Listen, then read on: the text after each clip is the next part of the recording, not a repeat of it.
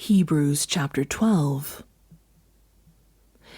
Therefore, since we are surrounded by such a great cloud of witnesses, let us throw off everything that hinders and the sin that so easily entangles, and let us run with perseverance the race marked out for us, fixing our eyes on Jesus, the pioneer and perfecter of faith. For the joy set before him, he endured the cross, scorning its shame, and sat down at the right hand of the throne of God. Consider him who endured such opposition from sinners, so that you will not grow weary and lose heart. In your struggle against sin, you have not yet resisted to the point of shedding your blood. And have you completely forgotten this word of encouragement that addresses you as a father addresses his son?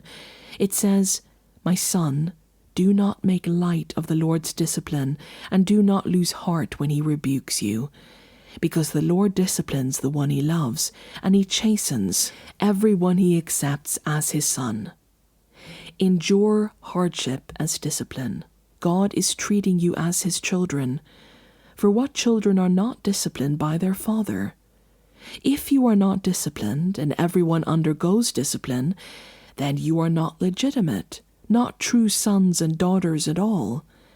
Moreover, we have all had human fathers who disciplined us, and we respected them for it. How much more should we submit to the Father of spirits and live? They disciplined us for a little while, as they thought best, but God disciplines for our good, in order that we may share in his holiness. No discipline seems pleasant at the time, but painful. Later on, however, it produces a harvest of righteousness and peace for those who have been trained by it. Therefore, strengthen your feeble arms and weak knees. Make level paths for your feet, so that the lame may not be disabled, but rather healed. Make every effort to live in peace with everyone and be holy. Without holiness no one will see the Lord. See to it that no one falls short of the grace of God, and that no bitter root grows up to cause trouble and defile many. See that no one is sexually immoral, or is godless like Esau, who for a single meal sold his inheritance rights as the oldest son.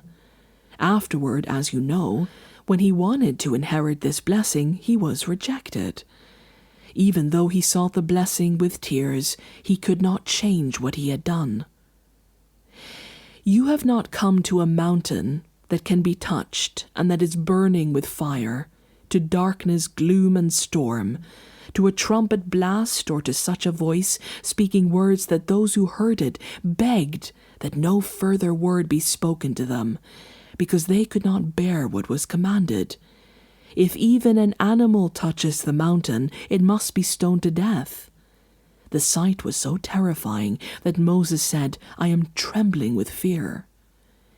But you have come to Mount Zion, to the city of the living God, the heavenly Jerusalem. You have come to thousands upon thousands of angels in joyful assembly, to the church of the firstborn, whose names are written in heaven. You have come to God, the judge of all, to the spirits of the righteous made perfect, to Jesus, the mediator of a new covenant, and to the sprinkled blood that speaks a better word than the blood of Abel. See to it that you do not refuse him who speaks. If they did not escape when they refused him who warned them on earth, how much less will we, if we turn away from him who warns us from heaven?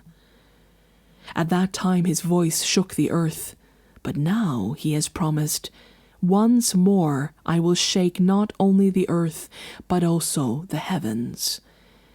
The words "once more" indicate the removing of what can be shaken, that is, created things, so that what cannot be shaken may remain. Therefore, since we are receiving a kingdom that cannot be shaken, Let us be thankful, and so worship God acceptably with reverence and awe, for our God is a consuming fire.